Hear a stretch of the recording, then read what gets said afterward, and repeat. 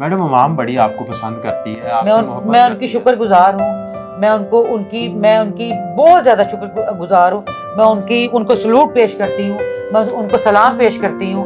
मैं उनको मुझे पता है कि वो मेरे लिए दुआएं कर रहे हैं। मुझे इस हुकूमत से कुछ भी नहीं चाहिए, कसम से मुझे कुछ नहीं चाहिए। अपने लिए मुझे कुछ भी नहीं चाहिए। इतनी बेइज्जती होने के बाद मैं अभी भी इनसे कुछ लूँगी।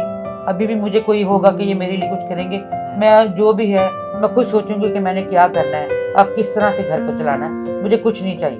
बहुत शुक्रिया आपका। मैडम यहाँ पर आखिर में थोड़ी सी बात मैं अभी जालिब साहब के साथ के हवाले से करना चाहूँगा।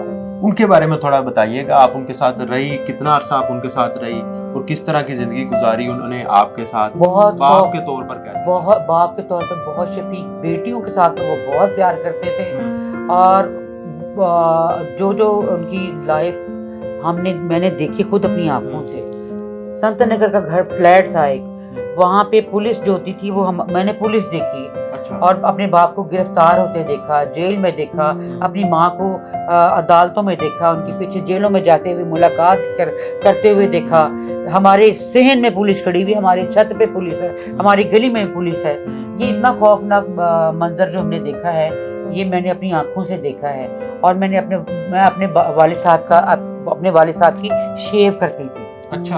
हाँ जी, मैं करती थी। उनकी टांगे दबाना, मेरी बड़ी बहन जो थी उनका, जब वो बाहर जाया करते थे अपना मुशायरे पे, किसी प्रोग्राम में वो इनवाइट होते थे, तो उनकी सारी पैकिंग मेरी बहन करती थी बड़ी। वो सारा कुछ जो है टाइम हमारे साथ 1 से या 2 घंटे वो हमारे साथ गुजारते थे। बाकी वो सारा टाइम अवाम का होता था, क्योंकि वो अवाम के शायर थे।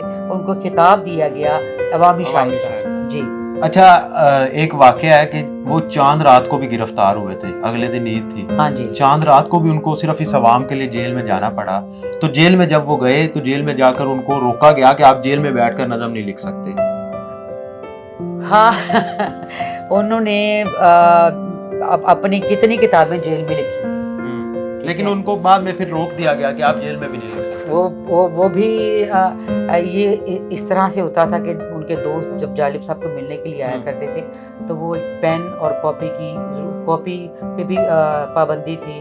पेन के ऊपर भी पाबंदी जेल में थी। पेन और कॉपी नहीं लेके जा सकते सकते थे। वो फिर उन्होंने सिगरेट की पन्नियों के ऊपर, माचिस की पन्नियों के ऊपर वो शेर नज़में लिखा करते थे छुपा कर।